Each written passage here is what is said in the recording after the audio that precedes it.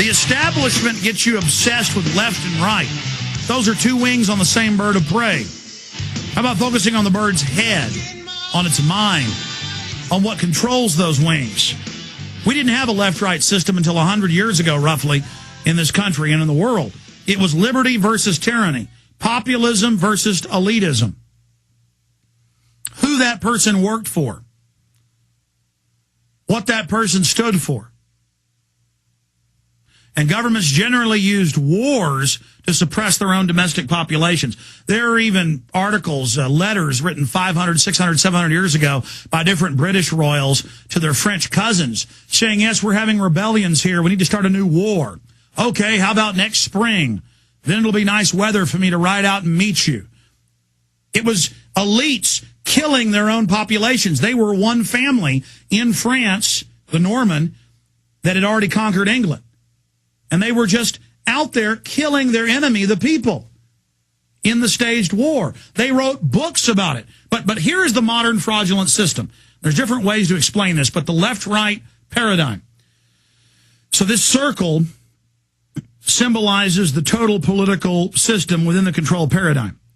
And you have tyranny on one side of the spectrum, and you have freedom or liberty on the other. And then you have the left on one side and the right on the other. Now, the right can be pushed by the people, because it's only a term, to manifest towards freedom. Or it can be pushed to manifest towards tyranny. The left can be influenced by the people to push for freedom or for tyranny. And so they confuse you. And generally, when the left is out of power under George Bush for 8 years, they can be against the Patriot Act and wars and secret arrest.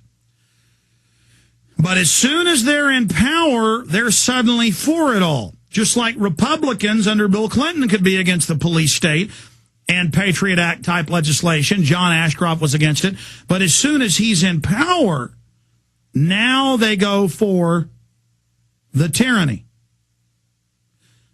And so while they're confusing us, getting us to fight with each other over left and right, we're not involved within this system with the real debate of, is it freedom or is it tyranny? Because this whole left-right system, as they move back and forth towards tyranny or towards freedom and liberty, is just something to confuse the people. So let's see where Glenn Beck is. Glenn Beck was for the banker bailout. Glenn Beck was for the Patriot Act. Glenn Beck was for the war. He's for tyranny. Okay, so he's supposedly on the right, and he's for all these things. Now, what is Obama for? For the war, for the Patriot Act, for warrantless wiretapping, for the banker bailout. When you actually look at real issues, these guys are 100% the same. But they'll throw a Van Jones to the lions in the left-right gladiatorial arena. That's all this is. They'll have Van Jones, the little gladiator, get hacked up by Glenn Beck, the bigger gladiator, who's got the big sword. He'll hack Van Jones up and give you a whole left-right show. You guys are laughing. Is this a good analogy? Because if you look, that's all this is an arena. I'm asking people to get outside the box and to have a larger debate about tyranny and freedom, tyranny and liberty, which side you're on, oppression and freedom. Okay, there's my analogy.